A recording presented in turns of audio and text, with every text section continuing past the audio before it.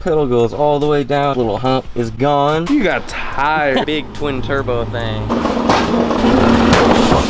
Just dropped the drive shaft off. It's a finished product. Manual transmission lines. Has a damn pinch in it. Pretty clean, to be honest. The secret sauce. Dip is done. Power steering fluid looks pretty clean. Brand new muffler tips. Ooh. Doing a dual caliper bracket on the Drift Cat. World's first Hellcat charger with a dual caliper hydraulic handbrake. Let's wire this clutch switch. So we got the connector repinned. Going to the clutch switch. Hello, I'm Jensen. What's going on, guys? So we are back at City Performance for episode 15 of the manual Hellcat charger build series. First, I'm gonna do a little unboxing video because Carbon Exhaust sent me some brand new muffler tips. Mine look destroyed right now. Let's go take a look at them. So these are the muffler tips that are on my car currently. That's the underside. They're a little dirty, but they're hella scuffed up and scratched. They sent me out some new ones, brand new color called Shadow Chrome. Let's see what these look like. I heard that these need to be installed with white gloves. Okay, some merch and a koozie. Shout out to Carbon. Thank you guys, appreciate that. Yeah, let's check these out. Ooh. These almost look titanium. Let's see what it looks like in the sun. Wow. That's dope. It looks like a dark titanium. Beautiful, beautiful welds. Always have great fabrication on the Carbon Exhaust stuff. 5-inch muffler tips and Shadow Chrome. Beautiful. Those are gonna look so dope. Hell yeah, thank you guys. What you think, Danny? Yeah, it's clean. New muffler tips? Yeah, I like that better than black. Yeah, I didn't even think about that. They probably will start changing colors, rainbow a little bit, like the top welds. But once again, huge shout out to Carbon Exhaust. If you want to go get some of those, they're brand new. Like I said, they just dropped them on the website, Shadow Chrome, so make sure you go check those out. Shout out to Carbon. Yeah. So I finally figured out what those 3 wires need to go to on the clutch switch. So the simplified version of this is ECM pin 17 needs to go to pin 15 on the RF hub. Pin 7 on the RF hub needs to go to pin 2 on the clutch sensor. Pin 39 on the ECM goes to pin 1 on the clutch sensor, and then I need to ground pin 3 on the clutch. Kind of confusing. I have no idea what I'm doing. I'm about to have a fab guy pull up and we're gonna talk about doing a dual caliper bracket on the Drift Cat, because that's kind of the main reason I switched to, you know, a manual transmission. Is I needed to put that handbrake in there to take the drifting to the next level, and I already have a new set of Brembos, you know, so stock Brembos, the same size as the rears that's on here. So we're gonna see if we can fabricate a bracket to fit another caliper. I'm not really sure where it would fit, to be honest. This big of a caliper will even be able to tuck anywhere. I might need to run like a super tiny one. If he needs to, I have a set of rear knuckles right here. So if he needs to, he can chop up that set of rear knuckles, create some sort of bracket. Looking at it now, there's not much room whatsoever. Doesn't look like there's much room over there. But yeah, Fab Guy's gonna come out. We're gonna see what we can do with that. World's first Hellcat charger with a dual caliper hydraulic handbrake. Crazy. While we wait for the Fab Guy, he's gonna throw the turbo marrow on the alignment rack. Quick alignment. Thing sounds good. Rarely get to listen to it from the outside.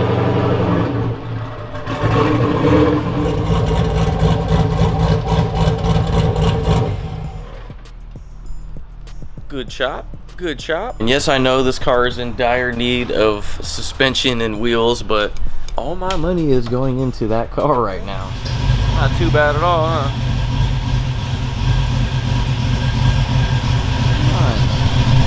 Nice. Small adjustments. Like I said, it didn't need much, just a quick little touch.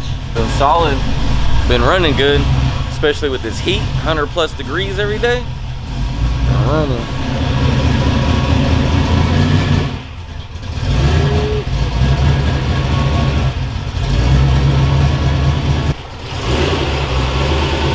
Two flat tires. 65 is running good though. So Fab guy showed up. What's going on, Kenny? I was looking at it earlier. There's not much room at all. I see that, yeah. I have the other calipers here, so you can kind of get a, you know. I was almost positive looking at it earlier that I'll have to get a smaller caliper. Yeah. Almost like a 2-piston or something. That's what a lot of guys seem to run. Yeah. It's kind of cool because this will be a world's first on a Hellcat. I looked for a while, I didn't see anything. Yeah, because this is like one of 5 maybe 6-speed swap Hellcat chargers. The whole reason I put the manual trans in is to do the handbrake because this is a drift car, you know. So. Yeah. And I know one of my friends have done an inline hydro handbrake, but never seen a dual caliper. You want to be able to use the foot brake and the handbrake at the same time. If you do inline, it'll over pressurize the system. You can't use both. Keep your temps down too. I have to get like a super mini caliper. I don't know if we're gonna be able to find a caliper small enough for that. Pulled the wheel off. It's a lot of caliper to fit in there. Yeah. Don't run sway bars and there you go. No sway bars? That's really what's in the way, huh? Up top right Yeah. But if we relocated the sensor, just that would be in the way. That's all that's left. You might be able to get away with a small 2-piston. Way too big of a caliper, huh?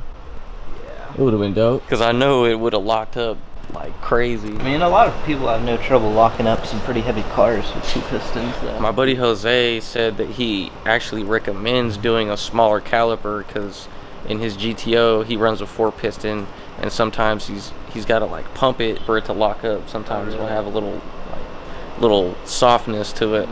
So he recommended doing the 2-piston, so that might be better for the setup anyway. I don't even know that they made single piston. These are like for sprint cars, really light, like race cars and stuff. People that aren't even on the brakes at all. Yeah, exactly. Not even using the brakes. Makes a big brake kit where it's one 4-pot caliper, but they're controlled individually, so you still get foot control and hand control. So 2 of them are used for the foot brake and 2 of them are used for handbrake independently. That's crazy. I've never heard of something like that. Here's one for the GS 430, $2,700. That's including rotors. Expensive option, but that's an option. We'll put that in the notes. So 2 pistons run the normal rear brakes, and then 2 pistons run the handbrake in the same caliper. Wow. That's why I called this guy over here. Because he's got some knobs. They have it set up. I don't know if there's special calipers or not. I've just found these. That's dope. So they're formula drift legal? Yeah. I got the new drift. Something like that? What's up with it? The Grinch? The Grinch? Yeah. So yeah, we're trying to figure out how this is going to work because there's not really any room at all. Especially for that caliper. You've never really looked at it either, huh? Like, I've looked at it but never really thought to place a caliper there. I'm guessing bro ran the inline handbrake setup because of the fitment issue behind here. He just said he has an idea, but he probably shouldn't do it. Let's hear it. I like these. Well, because it comes in from one side and then it splits the fluid pressure with the tube. If you ran a second port into this side and then ran it with a check valve, so you can't backfeed into the other pedal, you could individually control them. I'm not sure that you could control them at the same time. You might be fighting each other when you try to pressurize both sides. It's a lot more difficult than I thought. That usually happens with everything on this car. I usually think it's gonna be very easy, smooth process, fast. Never happens like that. Your lucky ass just paid for a dual caliper from the factory. This fool. Let's go look at what a 4 dual caliper looks like real fast. So look at this. So they did what we're talking about pretty much. They used the 4-piston for the regular rear brakes and then a 2-piston for the handbrake. And we might want to look at this because that is a really small second caliper, and that might fit a lot better. You should look at this dual caliper that came on this dude's car from factory, because it's hella small. We might be able to make something work with this, and I'm sure it's not $2,700 like the other kit is. This is crazy. Dual caliper drift brake from factory. Is that a dual or a single piston? I'm not sure. It locks up really good though, but I'm not sure if it's is it electric? Because you have to engage that. It is called their electronic drift brake, so it is supposed to be electric. So that caliper might be electric as well. Is there like plugs and stuff going to the rear? Yeah, that's fancy. For some reason I thought, you know, the actual hand brake was electric and this was hydraulic, but that doesn't necessarily make sense at all. It is hydraulic, but it's got electronics on it. Look at that shit. Whoa. So you got your wiring coming in, and then it's still got the hydraulic line, but it's got some fanciness going I on. wonder how the hell that works. That's some forward engineering right there. Does it have its own reservoir and stuff, or is it fully just electronic? It's electronic. Really? Like, it doesn't even look like a hydro, but you pull it, it feels like one. Never seen that option before. That's cool. One thing about my car is if I come to a stop, no matter what gear I'm in, if I'm in manual mode or whatever, when I had the auto, it would downshift, you know, because the transmission, the wheel speed's coming to a stop. This, you can rip the handbrake in third gear or whatever, it'll stay in third. Some crazy computer shit. I don't know. I'm sure Von Gittin has something to do with that. Are they? Yeah, they Babies. Look how tiny those are. Damn, that shit locks up though. But it doesn't when you don't press the drift button. It's probably got like a pressure regulator or something in it. Probably. The whole system increases or decreases the pressure on the rotor to keep you drifting. It's not just one and done. That's pretty neat. What's the weight difference? A lot. 47. Huh? It's 47. 4730. Huh?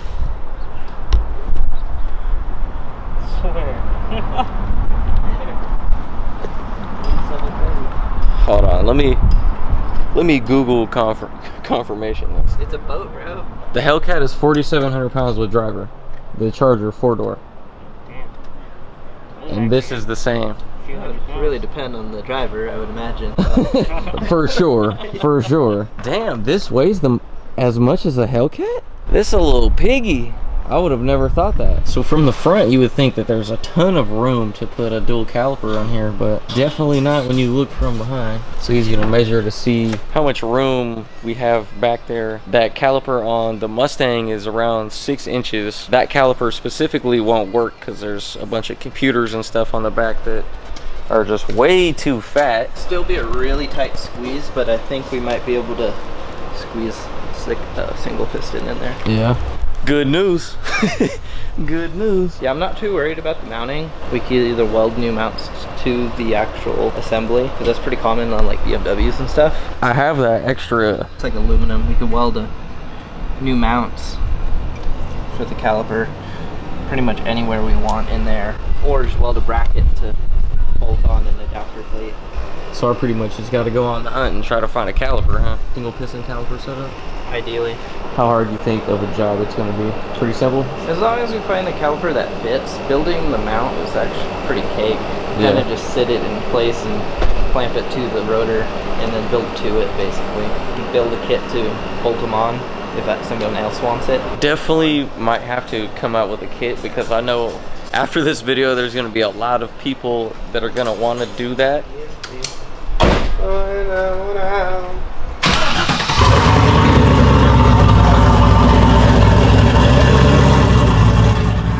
Danny pulling out the turbo marrow. Alignment is done.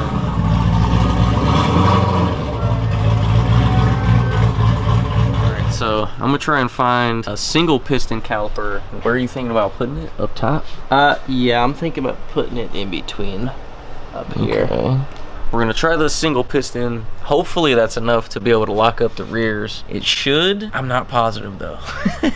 If not, then, you know, we can do another revision of it. Bro just left. We're gonna try to talk to that company that does the dual caliper, you know, handbrake rear brake combo in the same caliper. See if they want to work with us on this build. If not, then we're going to try to track down a single piston caliper. Couple different options. We have an idea of what we're going to do. A little bit more difficult than I thought it was going to be. You ready to start with this wiring?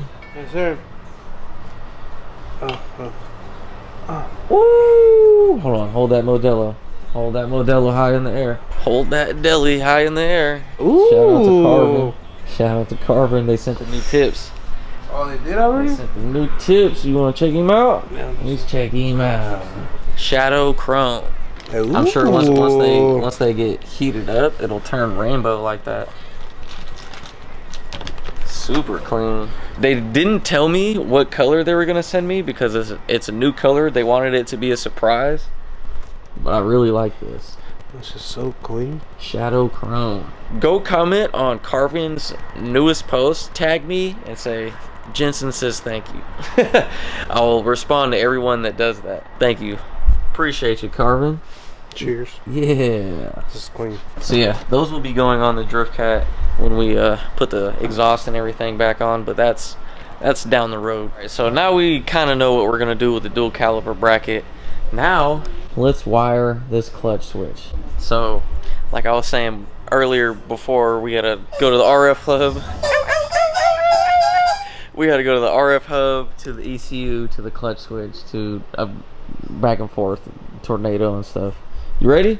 Not really. You gotta find the RF hub. From what I found online, I think it is in the back deck lid, like right underneath the rear window, you know, where all the speakers and stuff are, above the rear seats. No idea how to pop that off. That's what we gotta do. We gotta get in there. So we gotta do it really carefully and thoroughly with the 5-minute stops. Okay, 5-minute stop. Long story short, one wire needs to go from the ECM to the RF hub to the clutch switch to the ECM, and then ground the third pin to the clutch. Got a bunch of info on it, like I said earlier. So if we look at the pins, this is 1 through 24, so it needs to be on the 17th. Once again, I have no idea what I'm doing. Do you? Terrific. All right. Gray C1. The beige little tan color is C2. You gotta connect it to C1 pin 17. That's what we're doing right now. Obviously, we're gonna have to go through the connector. It's gonna be a painstaking process trying to do this wiring. So currently, this fool is tearing into the automatic engine harness. We needed this pin will go into the computer, pretty much into the connector rather, and then connect to the computer like this on pin 17 where it needs to go. Completely destroyed an engine harness for this. Not really. All right, so we got this connection pulled apart. 17. Oh, well. So as you can see on this, flip it around one more time for me. There's a lot of pins that don't go to anything. So what we're gonna do, remove one of those plugs like he just did right here. That's the plug, bing bong. And then that's where pin 17 is, where we need to wire the clutch switch. It makes sense once you start getting into it, but before we started doing any of this, I was extremely confused and had no idea what was going on. I still have no idea what I'm doing. That first pin going in. Pin 39 from the ECU is going to have to run to the clutch switch. So Cisco's over here grabbing another pin from this engine harness so we can be done with this connector. But as you can see, first one is in there. Got it in. So this connector can go back together because we already repinned those two that are going to need to go to that connector specifically.